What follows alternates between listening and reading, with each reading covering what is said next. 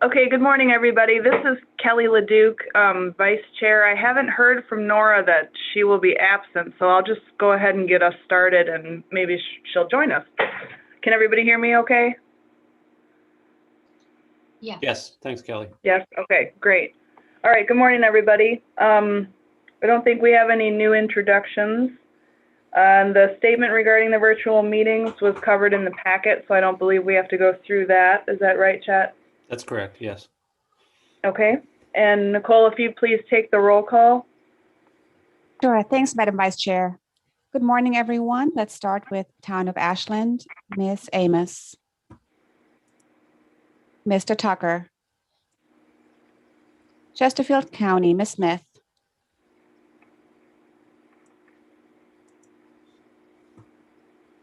I believe she's here. I'll circle back. Ms. Walker. Here. Goochland County, Mr. Coleman. Here.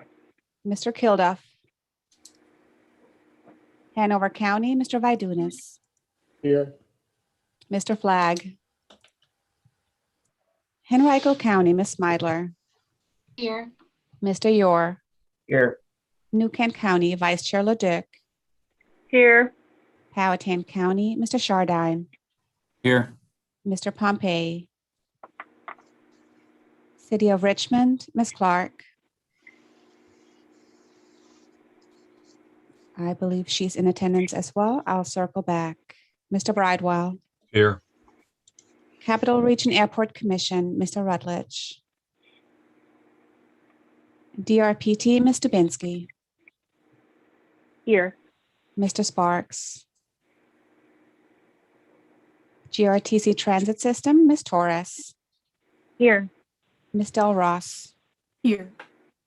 Plan RVA, Mr. Parsons. Here. Mr. Ariel. Here. Ride Finders, Ms. Tisdale. Mr. O'Keefe. Here. Richmond Metropolitan Transportation Authority, Ms. Simmons. VDOT, Ms. McAdory. Here. Good morning. Good morning. Mr. Herman. Here. And circling back to Chesterfield County, Ms. Smith. Here. And City of Richmond, Ms. Clark.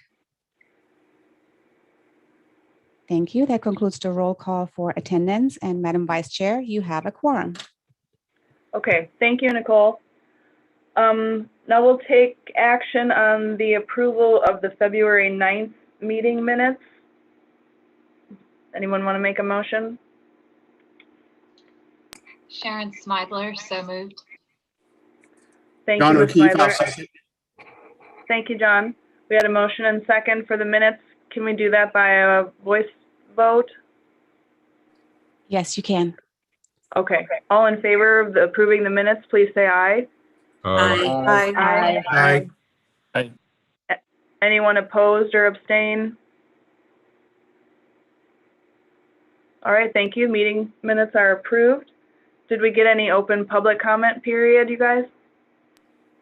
No, ma'am, we have not. Okay, great. I do not have a report. Don't see Nora yet, so I will continue. With item 5, the TPO update, Mr. Parsons. Yes, thank you very much. I just wanted to give a brief update on a couple of our regular things. Our current work efforts were included in your packet. We do have an update on the agenda today regarding bicycle pedestrian plan and related studies that are underway. I did want to also provide an update on our ConnectRVA 2045. That's later on in the agenda as well.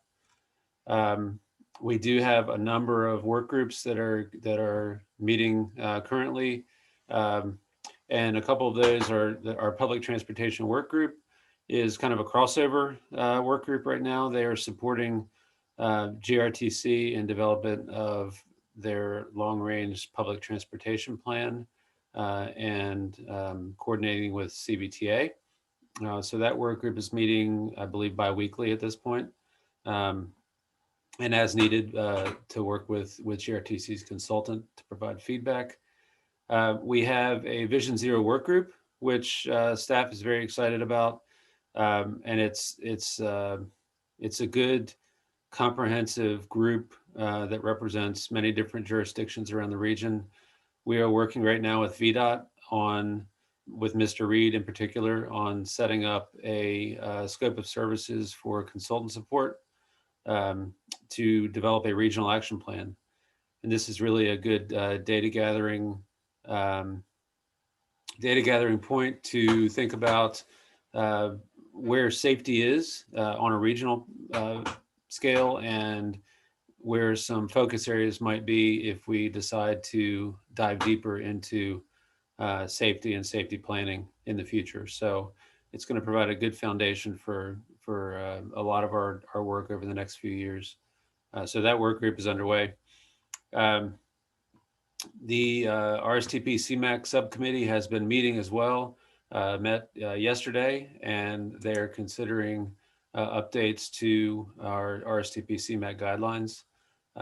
They are scheduled again to meet, I believe, next month to continue that work. And then our Rural Transportation Advisory Committee is meeting as needed and really looking closely at resiliency around the region right now and how we can better serve our member governments at the TPO to provide data and support for resiliency efforts related to infrastructure, greening, and strengthening connections across, especially in flood-prone and other areas which may be impacted by natural hazards and other types of impacts from resiliency. The next update would be related to our CBTA efforts. I mentioned the Regional Public Transportation Plan.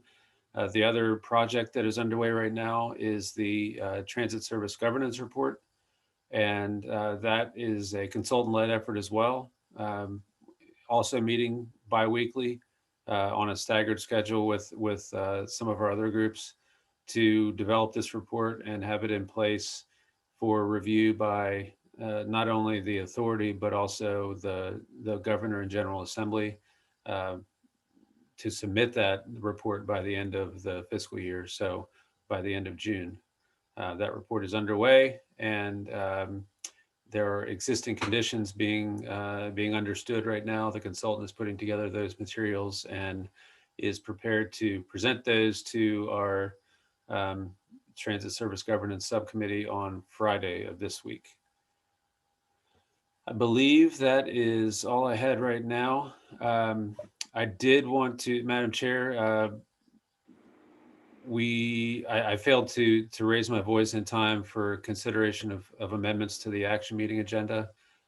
We would like to add one additional item regarding RSTP CMAQ allocations for this cycle to provide an update. And I believe that we can fold that in to either follow or precede item 6. Mr. Bushing would be willing to provide that update along with the tip modification. Okay, thanks, Chet. Yeah, sorry, I skipped over that one. Miles, that's up to you if you want to do it now or after the item 6.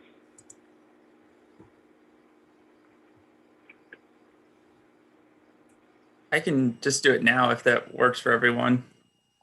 Sounds good. Madam Chair, this is Nicole. Yes.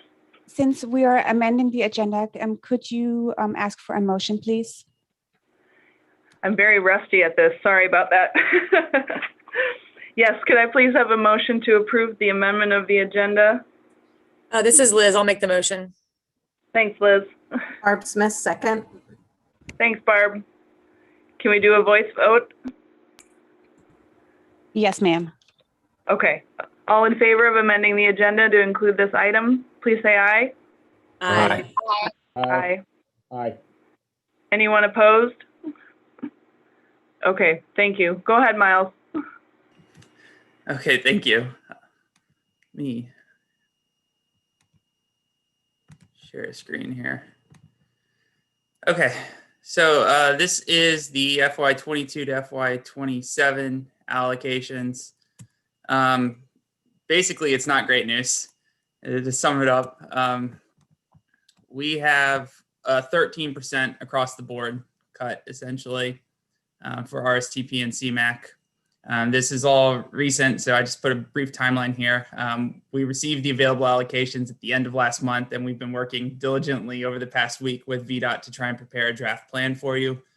We were hoping to get it to you for today's meeting originally, but we weren't able to make that deadline since it came in so late this year. The wrinkle with all of this is we do have a deadline to be able to get these projects into the draft SIP, which is essentially the 26th. So they have to have it finalized by the beginning of April. So that's kind of where we're at right now. Give you quick overviews of the numbers. This is the breakdown for CMAQ across the plan. Our general way of doing allocations is we assume the new year 6 is going to be the same as the previous year 6. So it's a conservative approach, assuming no growth. Just looking at that, we're seeing 6.8 million in reduced allocations available for CMAQ, which is 13.2%. For RSTP, the picture's a little better in terms of percentages, but still not great. So it's 15.9 million that we had to reduce from the RSTP plan, and that's a 12.6% reduction. So as we've been working with VDOT, we went through the allocations process, and our focus has been on preserving our existing projects. Essentially, given the cuts, we wanted to try and make sure that we could keep everything on schedule and everything that's already been selected funded. So the other goals that we had through the process was to maintain our balance entry at a reduced level so we could still be able to accommodate any future cost increases or new projects, hopefully, if allocations rebound in the near future. The funding was matched to the VDOT schedules. So whatever VDOT had on record, that was what we matched it to. And then the project delivery has been prioritized over development. So essentially, if a project was in or entering construction, that project would have first dibs in funding in a year compared to something that was in right of way or just starting PE. So in terms of the draft plans, we're planning to send these out after today's meeting for you all to review. But essentially for CMAQ, we were able to preserve all the projects on their current schedules. We reduced the out year balance entry by over $2 million. And then we have unfunded balances that we'd also ask you to review as part of your review of the program. So there's about $9 million, which are the next phases of existing projects that would need to be funded in FY28 or 29. And then we have 800,000 that was a cost increase that we didn't have a request for this year to address. And then for the RSTP allocations, we were able to keep 96.7 of the projects on schedule. What that comes out to is 30 out of the 31 projects that needed allocations during this period were able to stay on the exact same schedule. One project was, we're gonna have to push it back by 1 year, so it'd have to be rebaselined. We, again, reduced the balance entry significantly. So this is almost $5 million. And then we have a lot of unfunded balance in RSTP. So we've got 18.2 million that would be the next phase for projects, which would essentially be FY28 for the most part. And then we had an additional 12.8 million that was cost increases on projects, but we haven't yet received an application for additional allocations. So those could potentially come back and be requested in the future as well. So same thing, we're just requesting that as you review the draft plans, you take a look at your projects that have cost increases or future phases, so we make sure we're able to accommodate those as well. As I mentioned, with the cuts, the focus has really just been on existing projects and trying to keep everything on track. So what we're requesting from TAC is to schedule a special meeting later this month to provide recommendation on the draft allocations plan. As I mentioned, VDOT needs to have everything finalized by the 2nd to go to a public comment for the CTB. So what we were asking is to get something scheduled before that 26th, something earlier in the week. I think we were looking at the 18th or 19th. And then go from there. And if TAC recommends it, we could at least get it in the draft plan for the SIP. So with that, I'm open to any questions. I'd also ask Chet if you need to jump in on any of the dates or planning, please feel free. Okay, thanks, Miles. So you're looking at a special called TAC meeting, maybe Thursday the 18th or Friday the 19th? Do you guys Yes. want to send out some sort of when is good or a doodle or something, or do we want to talk about when that would be held right now? I think from a staff perspective, it always seems like Fridays are more clear for most folks. Does anyone have major problems with a Friday morning meeting? This would be the only topic of a meeting, so I would assume, unless there's a lot of unanswered questions between now and then, it wouldn't be a huge burden on people's schedules. Friday the 19th. 19th. We'd be happy to send out a doodle or something also, if that would be preferable. That morning works well for me. Barb Smith. Sharon, the 19th in the morning is fine. This is Liz. I'm good with the 19th anytime. Joe, I'm good as well. This is Tiffany. I'm good as well on the 19th. Okay. Well, should we shoot for the 19th? Do you want to do 9 o'clock, our normal meeting time? That sounds That good. works.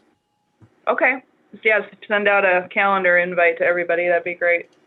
Thank you. We will, and be on the lookout for communication from Miles or Nicole this afternoon with more details. Okay, great.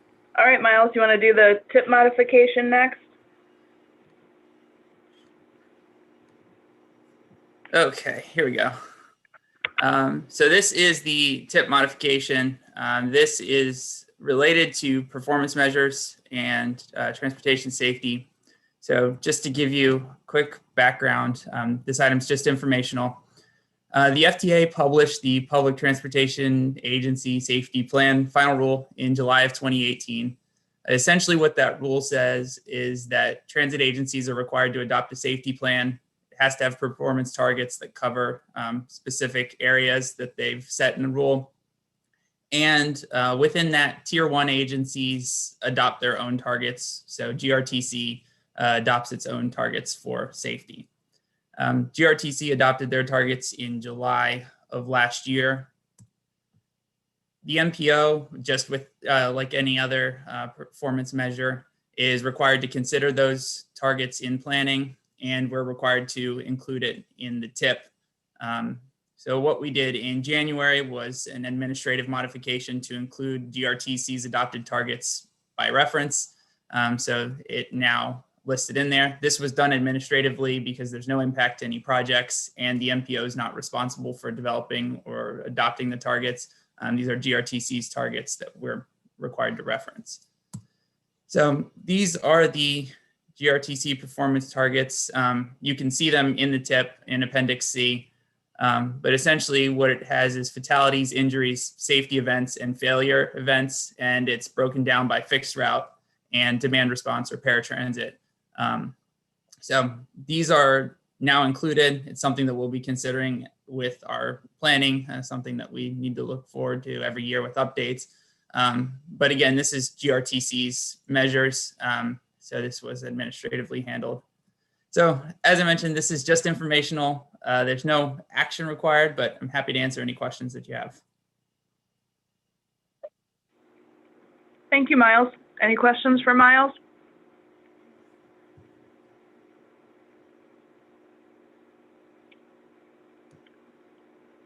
Okay, then we'll move on to item 7, the regional bike ped plan update and complete streets toolbox. And then, hey, Phil. It's your turn. Yes. Can you hear me? Yes. Thank you, Madam Chair. And I see Nora has joined us as Nora. Well. I'm going to send you a nasty gram, Nora. I just sent you a I'm so very sorry, Graham, Kelly. Man, that's okay. I just said you're doing great. Keep going. No, great. No, it's Phil's turn now. Then it's back to you. Well, just like with Miles's presentation, there is no action requested from the committee this morning. Thank you for letting me present. This is just going to be an update to some of our progress with this particular part, our draft here of the Richmond Regional Active Transportation Plan update. This is a map that we've been working on, especially with the work from Dan Mata, our Wilder Fellow. I know that many of you have seen this map either from previous presentations to this committee or to our steering committee. Thank you everyone for helping contribute to that.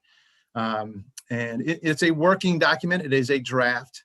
We are going to continue working on this. So as I go through this, if there's anything that you have any questions about, ask today, or please follow up. There's obviously my email at the bottom of this, and everyone knows how to get in touch with me. But so like I say, this is a draft version. There's 3 main purposes for this process: gathering data, which obviously every locality has been helping us to do this. We've been identifying the priority corridors, and then we are going to incorporate those corridors into a regional active transportation network that is accessible and inclusive. And as we've been through this, we've been trying to get as many different photos from around the region, different examples from every locality. Still willing to take all the entries that you can provide, any more photos from your locality. So please keep that in mind. So our vision here, we're seeking input from the residents and Active Transportation Steering Committee. We're trying to provide a safe multimodal regional transportation system, building equity, ensure choice among all the travel options, prioritize the completion of regional bicycle and pedestrian networks, make last mile transit access a priority, and incorporate context sensitive design for all these facilities. And we've developed a guiding principles for the draft vision of the plan. I'll just read that. The Richmond region provides mobility for people of all ages and abilities through a safe, continuous, recognizable, and intuitive pedestrian and bicycle network.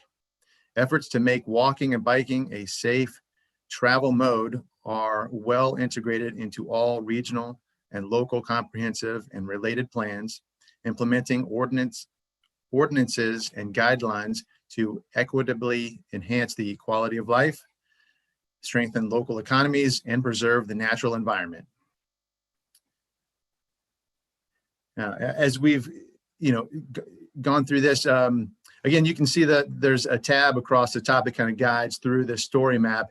And we've continued to grow this, but we note a lot of the benefits, which would include the economy, to local health, the climate, equity, and community building. As a part of this, we want to define a lot of what we're working on for the plan. And again, this is an executive summary of sorts for the bicycle and pedestrian plan. But we define a lot of the different terms, and most importantly, to understand center lane miles, as we count bicycle lanes. And then as we get into this, we have definitions for each of those data points that we're collecting for shared use paths, cycle tracks, bike lanes, bike boulevards, and then connector paths, which we have laid out, from the data that we've received from all the localities. But just, so we have this example here, and I'm sorry, I have to adjust my, the video is covering part of my map. There's a little button here to the right. So we had shared use path, we have cycle tracks. This is an example downtown on, I believe it's First Street. Yeah, First Street, thank you. Out here, this is out in Thamesford Way in Henrico. This is a bike lane where they basically did a road diet or a roadway reconfiguration to make space for this. A bicycle boulevard, this is Floyd Avenue. We've had this for a while, but there are now, there's a second bike boulevard in the city that's opened up this winter on 29th Street in Churchill. And then a connector path, this is just one example that we've enjoyed a lot, is down on Framar Drive in Chesterfield. But it's, a cul-de-sac connected to another cul-de-sac, essentially, a way for pedestrians and bicyclists to move through here in this community without automobile traffic. It's already a low traffic neighborhood. So more connections like that help encourage safer connections for the pedestrians and cyclists. All right. Something that the city has recently added, and I just wanted to plug this really quick. This is a pedestrian hybrid beacon, and the city is starting to add several of these around the city. This one is at, I can't quite, Somerset, I believe, Road, which is, this is at Grove and Somerset, and it's a connection between the neighborhood to St. Catherine's School. The pedestrian hybrid beacon can be started by the pedestrians themselves, to stop the traffic. There's going to be several added around in the city, but it should be an enhancement to safer crossings for pedestrians and cyclists. So part of our analysis as we continue on, level of stress, we've been trying to use data from around the region to measure level of stress for our bicycle network. And essentially the best way to explain it, as you can see on this image here on the left, you've got the most vulnerable cyclists, young riders or novice riders. They would be most comfortable with traffic, a level of stress of 1. And as we progress towards the more hardy cyclists, that's more comfortable with most any level. But our roadway network, again, these are some of the data points that we use and some of the guidance we had to build this. Getting down to the map, yes, thank you. It's built out. As you can see, this is the Richmond region here. It is mostly green because most of those are neighborhood streets. I'm going to zoom back out a little bit so we can see a little better. The red lines there are the least or the most stressful. So, we could zoom in a little more. You can start to see some, in between the orange. So we have this map. I have to say it's kind of hard to illustrate, how we could use this, but in this setting. But the point is to hopefully advise as we develop a network using this data of the lower stress areas as we try to connect some of the different bicycle networks or pedestrian corridors to create a more comfortable connection One of the examples our staff has used quite often is Huguenot Bridge. It itself is a lower stress, a lower stress connection now than it used to be. Trying to get to that spot.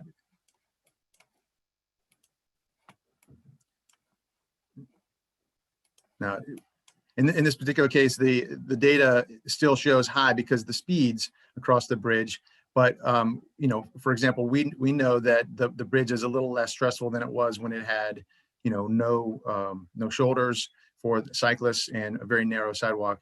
But it's getting to be less stressful on each side of the bridge because of lower traffic numbers and, you know, the connections into the neighborhoods. So again, we're trying to help form a safer network and a less stressful network for people. So I think we'll move on from this as we progress to our regional map. Again, I got to move some things around. Sorry about that. This is a map that's basically showing our entire regional network, different bike facilities using data that we've gathered from the localities. As I zoom in just a little bit, you can start to see more of the different infrastructure. Bike lanes are in green. Cycle tracks, which we have a growing number of those. Cycle tracks are essentially protected spaces, whether it's through car parking, which you can see on Brook Road. There's the cars park in sort of a floating, you got your travel lane, then you have your parking, and then you have the bike lane up next to the curb. So that the layer of the cars provides the protection, which, you know, allows it to become a cycle track. You can see the bike boulevard here on Floyd. Connector paths are more along with in park settings or even within some like at the VCU campus, connectors that allow people to move through these places safely. And then we have, you know, shared use paths, which, you know, would be more along the lines of the Capitol Trail. Obviously, you know, we connect all the way to Williamsburg with this 52-mile Capitol Trail. And though it's not on this map, we do have under our interactive map, you know, the future corridors, our potential future routes, and that would include the Fall Line, the former Ashland to Petersburg trail. So, you know, that's available on our interactive map. So to get into, oh, I'm sorry, I jumped ahead. The sidewalk layer takes a second to build, but we've gathered data from all the localities on an extensive sidewalk network as well. And though most of the time, as we're looking at funding, these are viewed as local projects. Again, we're still looking at, you know, say in the south side of Richmond, they're looking to connect as many different neighborhoods here. You can see a lot of the sidewalk network is not filled out, but that's a priority for the city, for example, to be connecting, you know, towards Chesterfield, providing more connections, you know, into the localities for, you know, people who are, you know, walking as well. So our planning factors, this is, you know, many of the different ways that we're using this data to help us advise our planning efforts. And I just want to, you know, again, point out some of these. We're hoping to provide a safe multimodal regional transportation system, build equity into the process, ensure choice among all the travel options, prioritize completion of regional bicycle and pedestrian networks, make last mile transit connection a priority, and incorporate context sensitive design. So we have several different layers of this map, or these maps. Let's see, I'm sorry, something didn't load right just there, but we have, here it goes. So we've been collecting data from VDOT on pedestrian injuries and deaths. The black dots are injuries and the red dots are deaths. And we do have, if you click on any of them, would have data from the date of that incident. excuse me. We have the same for cyclist injuries and deaths. You know, there are fewer, thankfully, but it does show patterns through here of, you know, the most dangerous places, and, you know, perhaps gives us some guidance on areas we should focus for, you know, both pedestrian and cyclists on where to make improvements in these networks. We also have, you know, health opportunity information. And again, this is, you know, looking at areas that could, you know, perhaps use better connections for cycling and pedestrian networks, you know, to promote well-being in the community. Environmental justice areas. This is again, you know, we're examining different data points to advise this plan.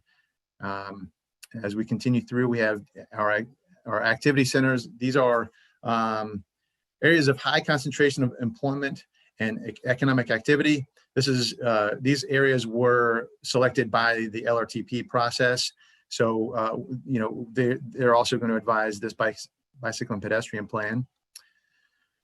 This is sort of a mash of three different things: are deficient bridge and culverts.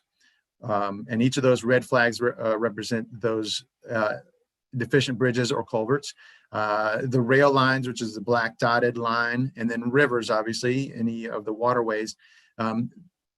Obviously, these points present some opportunities if we, you know, could take advantage of perhaps replacing, as we replace a bridge or a culvert, or improve that to have some improved bicycle and pedestrian connection through there.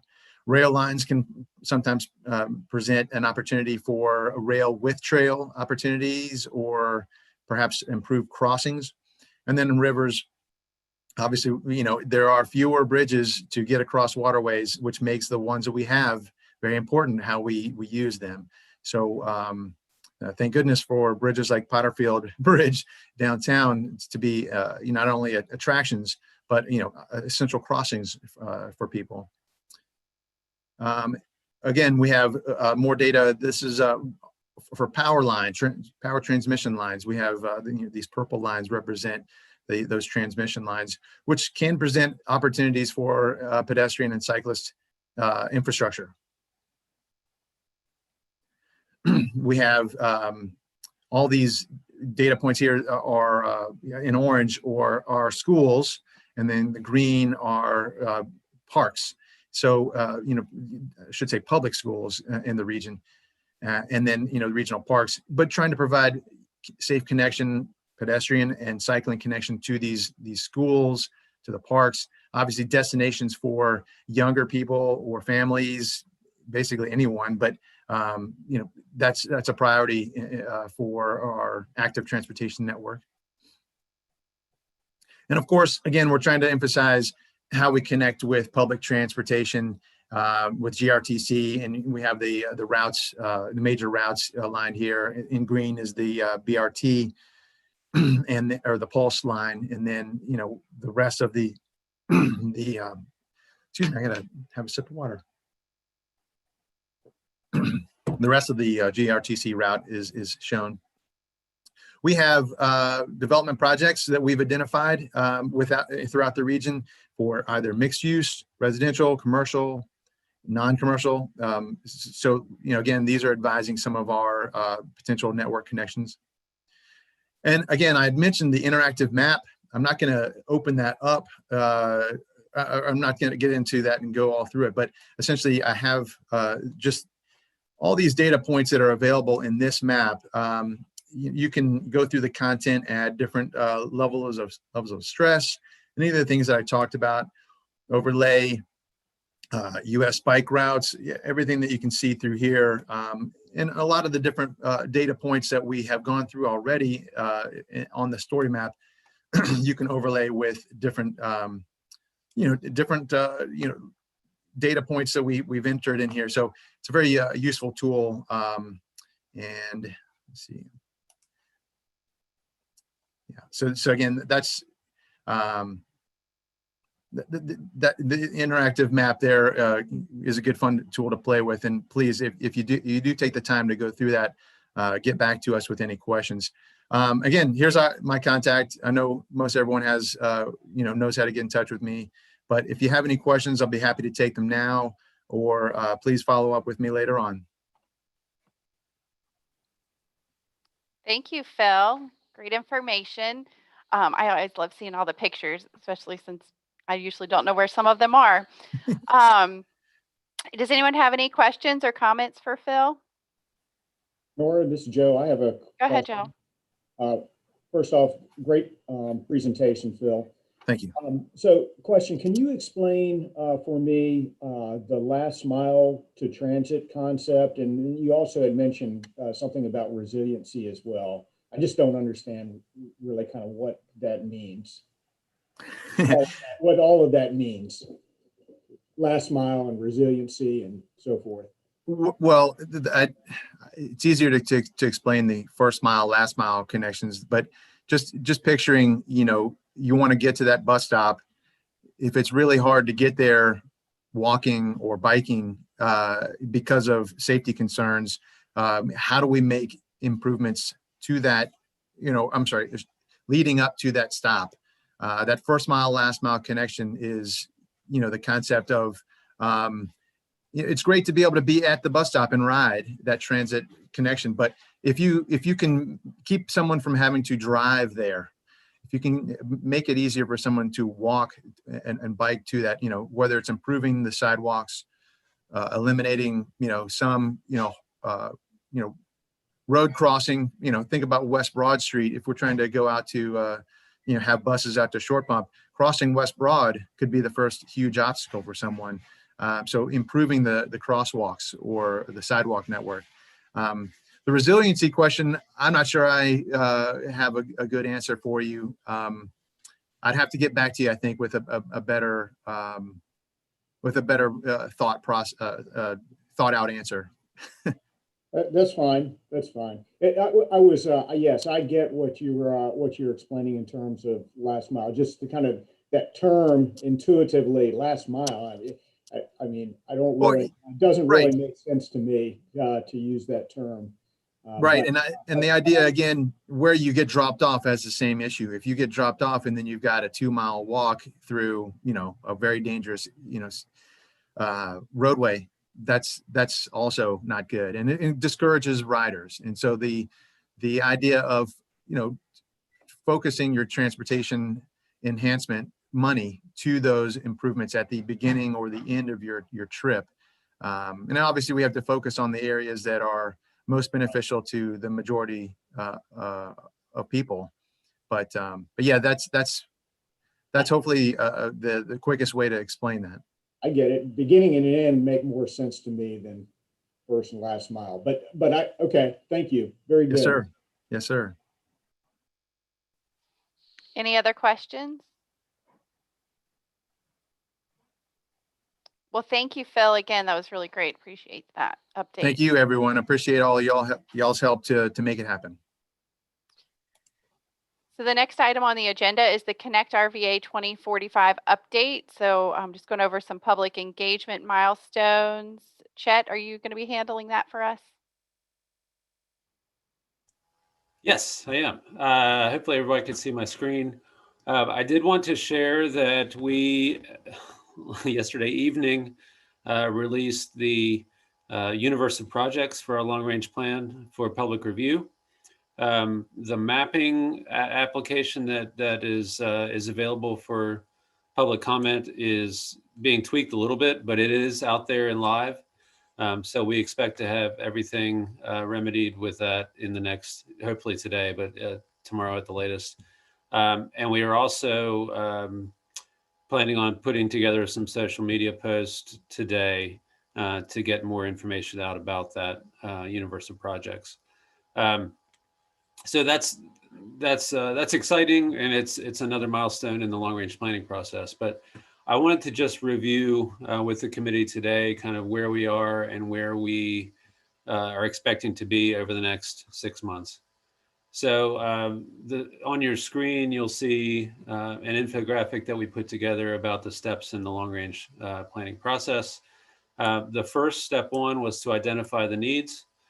researching existing conditions, as you would with any comprehensive planning process. We did develop a local and regional needs inventory and went through an extensive public engagement process, got lots of great comments virtually on that. And this was almost a year ago. That was released on May 28th of 2020. Using that baseline of needs and issues, we were then able to start defining our vision, goals, and objectives for the plan.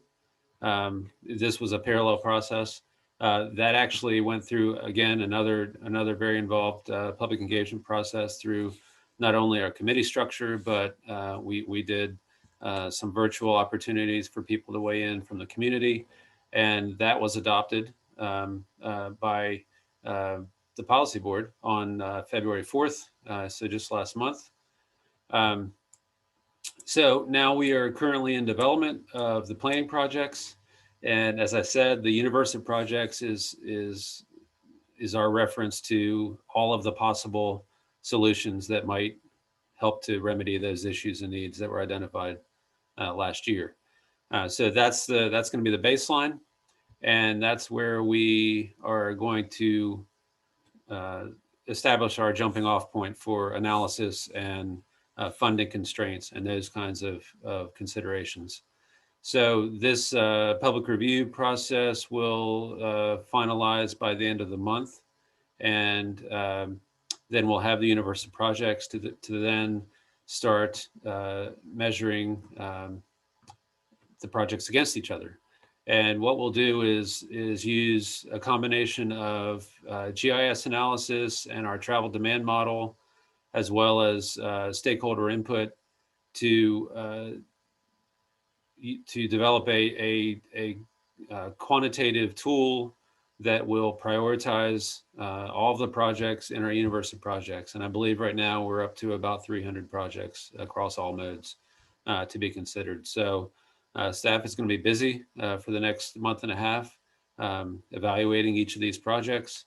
And when we get to the end of that evaluation, we will have a prioritized list of projects in terms of impact, as well as cost, estimated cost, and benefit. Using that evaluation tool, we will then be able to work through our various TPO committees, the advisory committee being the primary one, and start to look at our estimated budgets projected out to 2045. We've been working with DRPT and VDOT, as well as now we have CBTA funding to consider as well. And we are developing those estimated budgets of the funding that will be available through the horizon year of this plan, which is 2045. Using our prioritized list of projects, we can then start to think about, historically it's been time bands, I believe 4 time bands of funding, and how that might be broken out.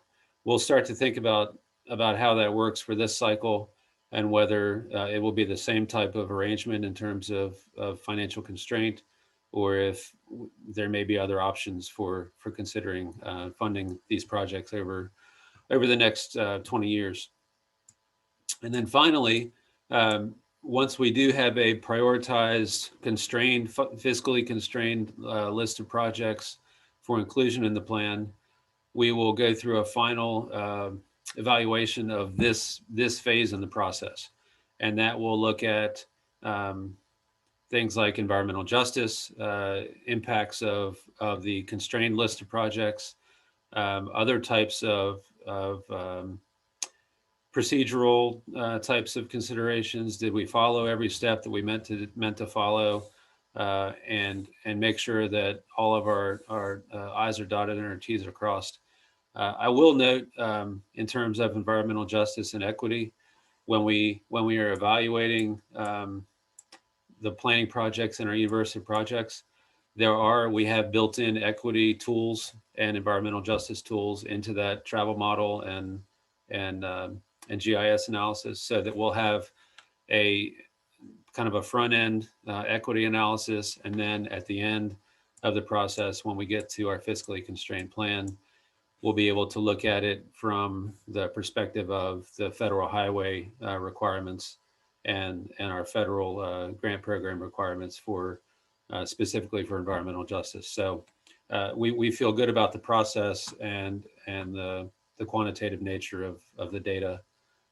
So that's moving forward. And then the plan is to adopt the plan and bring that through a full engagement process at the end, probably August, September, with the idea of the plan being adopted in early October, and then production essentially of the plan following adoption through the next month or two. That's one of the exciting things that we're looking at now is moving away from a paper-oriented long-range plan to having multiple ways for people to view it. It would be more accessible in that regard. It'll be a lot cheaper to produce, and hopefully it'll be able to be viewed on multiple platforms and different ways of presenting information. So we're excited about hopefully moving away from specific text and static maps and move into more interactive type of ways to view the projects and the process that was used to develop those. So I'm looking forward to bringing back more information about the plan structure. We're already starting to think about how that's going to work. But I think over the summer, we'll be able to provide a lot more details to the TAC and our other stakeholders as we more finely tune the end product. I'd be happy to take any questions. And I also want to offer, we do have some new software tools to develop infographics like this. If you would like a copy of this to share internally, or if you'd like any more information, we're set up now to put together things like this that may make it easier for people to understand what regional transportation planning is and how it's impacting their daily lives. So that's the update. I'd be happy to take any questions. Thank you. Thank you, Chet. Does anyone have any questions? I just have a quick question. Chet, is this going to be on this presentation you just gave? Is this going to be on the website afterwards? I really like this. It's very digestible. Yes, we're planning on having it. It may already be on the ConnectRVA 2045 site, but we can share it from the PlanRVA site as well, and we can even send it out in an email. I mean, this is just a graphic, so it's real easy to share. Thanks, Liz. Anyone else? So I believe, and if Sulab's here, he can correct me, comments from localities and stakeholders are due by March 15th on the list of projects that were sent out, so that those can be processed. And then if you aren't the person who shares on your locality social media or your organization's social media, if you could, once that goes out over the next couple days, share it with your information officer, that would be excellent, so that we can try to get that out and get some public involvement. So if there aren't any other questions, we'll go on to transportation agency updates. Ms. Dubinsky with Department of Rail and Public Transportation. Thank you, Nora. So I have our agency update up. Thank you for posting that. An additional item for TAC is that our fiscal year 22 5303 grants, the application period is open and will be closing May 14th. This is a reminder that we accept both draft and final UPWPs depending on your approval process and timing. But just as a reminder, May 14th is that deadline. Besides that, I have a fairly short update for the rest of the group. Transforming Rail in Virginia, February 18th, the CTB approved the authorization for DRPT's directors to execute the final legal agreements for CSX, Amtrak, and VRE agreements. Eventually, that work will transfer over to the Virginia Passenger Rail Authority, which is currently still working on its foundation and development, kind of in the same nature as I believe like CVTA, and figuring out staffing and logistics. Their next meeting is scheduled March 22nd, and as always, you can find information on the DRPT website. They're linked Besides that, I think we did a brief update last month on General Assembly, and now that Assembly session has been closed, we just wanted to give a couple of extra highlights. I mentioned about our transit modernization equity study. This is kind of a very broad statewide look at sort of a needs assessment focusing on equitable delivery of transportation services and modernization of transit in the Commonwealth. We're still working on the title.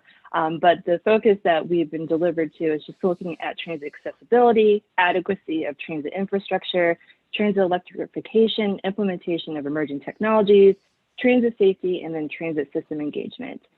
Really the focus is looking at how we can improve transit services and engagement opportunities for underserved and underrepresented communities throughout the Commonwealth. So this is going to be over a 2-year time frame. We're expected our first major deliverable by the end of this year, so December 2021, and then a final report by the end of 2022. And so as we move forward in terms of developing the scope and the consultant work and those details, there will be a lot of stakeholder engagement that's involved in this process. So I'll be informing the TPO as we move forward on those efforts as things progress. Besides that, I think budget amendments is kind of relevant in terms of scope of all the planning work. So we do both transit development plans and transit strategic plans. We did get approval about relaxing that schedule due to COVID. So there was a very strict time frame to have all of the large urbans complete their plans by, I think, by like 2023, 2024. So we have a little bit more leniency on those deadlines. And then we did, before COVID, have approval on our TRIP program, which was both our regional routes and in our fare free program. So we did get approval about $10.9 million to be able to establish the pilot program for the fare free transit program. And I think an RFI had been issued out probably around like January, I believe. And so if there's still interest in maybe submitting a pilot project or at least an idea, you can reach out to me and I can forward that to our program manager for the fare free transit. With that, I think that's all I have for my update, and I'd be glad to answer any questions. Does anyone have any questions?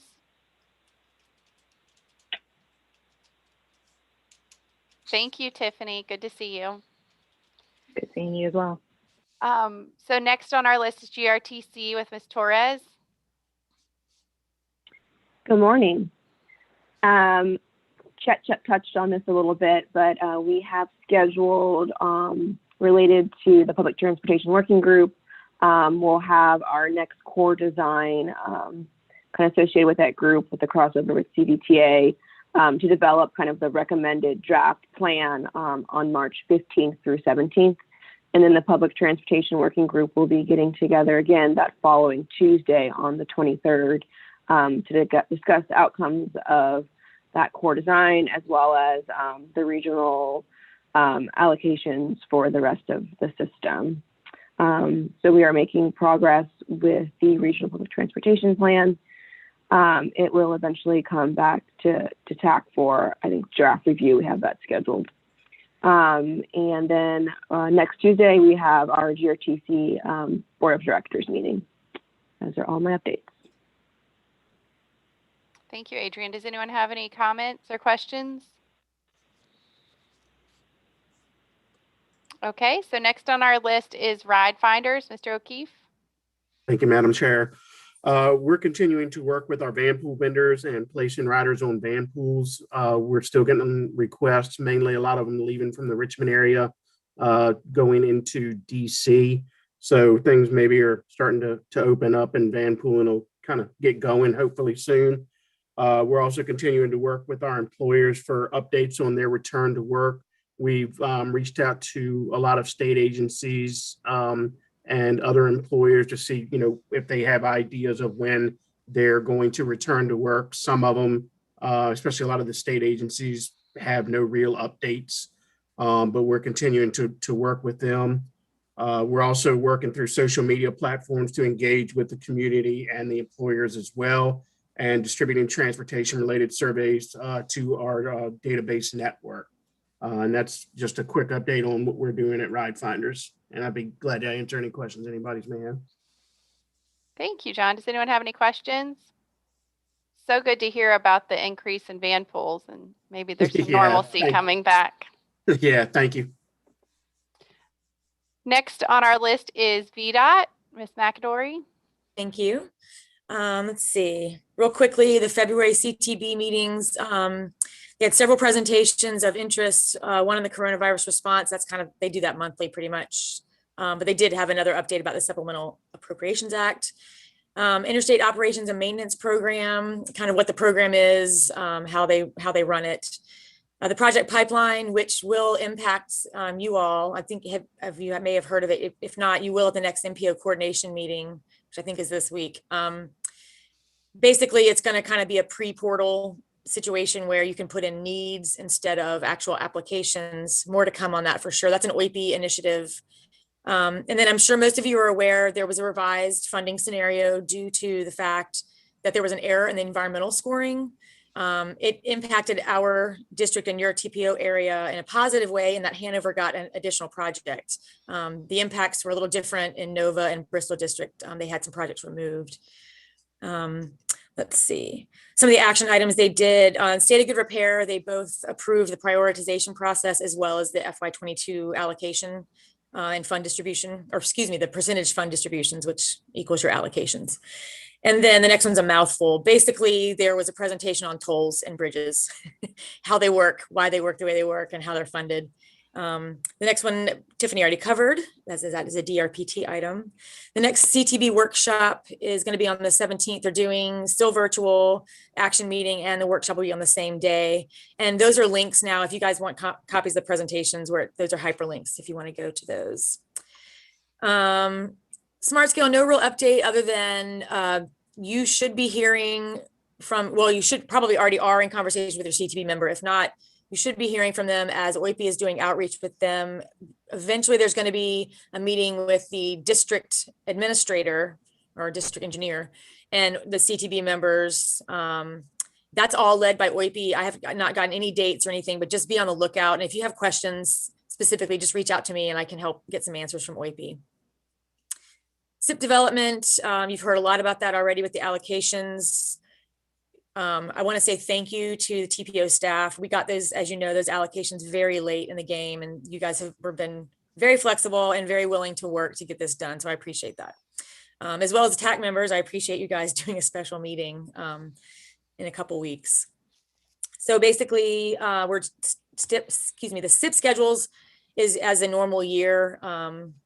We are going to have 6-year plan hearing meetings, so keep a lookout for those. We're expecting those to be between the March and April CTB meetings.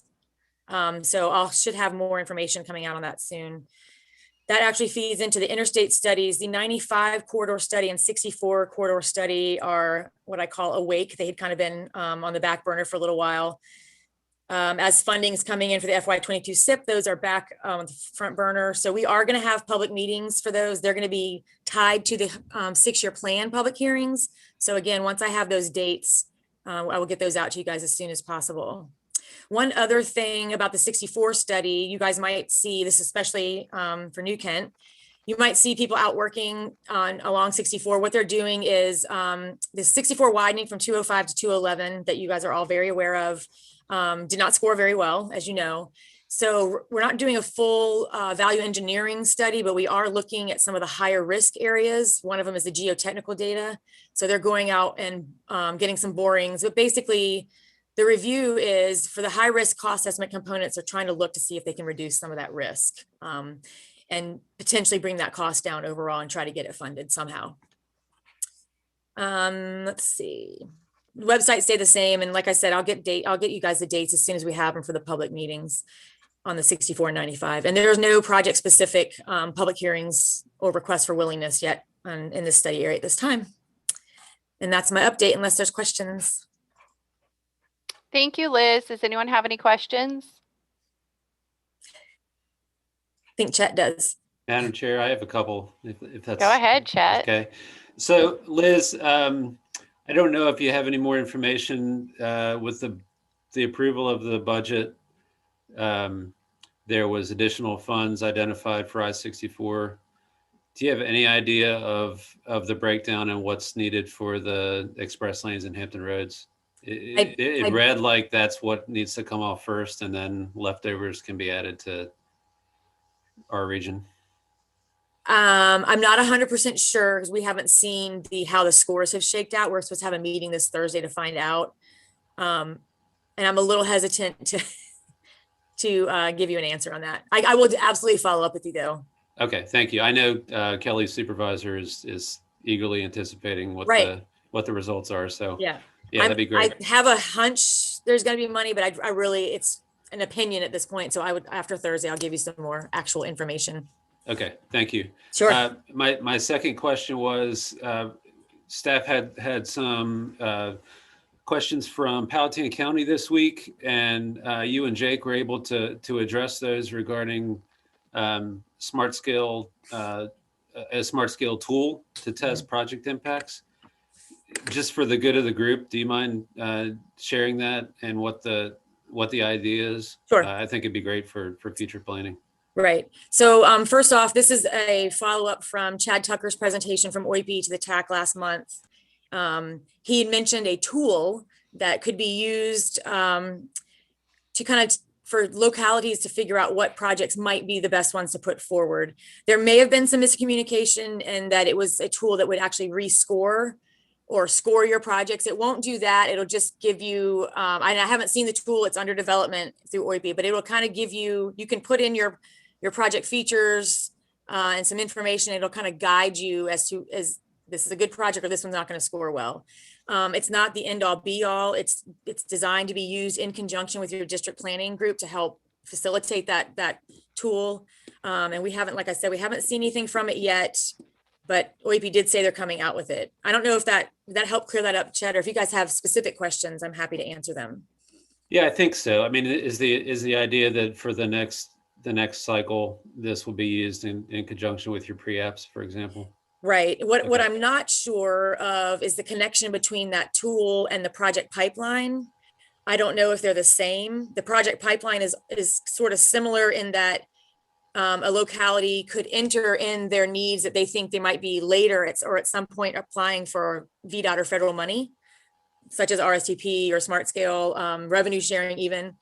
The idea is localities would have these needs. We would identify those needs in conjunction with planning and outreach with the with VDOT and DRPT and whoever else.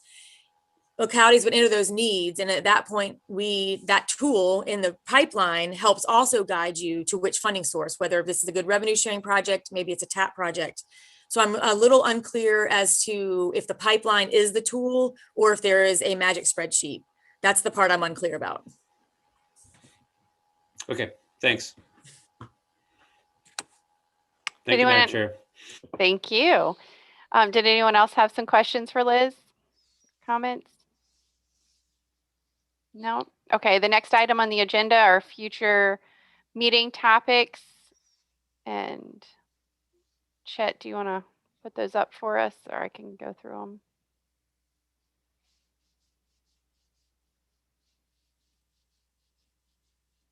There we go. Thank you. So I don't know if anyone has any additions they'd like to have added to the future meeting topics. Not hearing any. Is there any TAC member update or comment? Nothing. I might share a link here in Ashland. We've all signed up for the Sports Backers Art Walk through Richmond. So I might share a link to that. I think they have 6 or 8 different options so that you can walk around and see the different art murals through the city. Really exciting stuff, I think. Again, as going back to Phil's presentation, I don't know a lot about the city, so I'm excited to explore it some. Our next meeting, I believe, is March 19th, and Chet, you'll be sending out information on that special session. And then the meeting after that will be April 13th. And are there any other questions or comments or anything for the good of the group? All right, I'm not seeing any, so we can adjourn. You all have a wonderful day. Thanks, everybody. Bye, thanks. Thank you.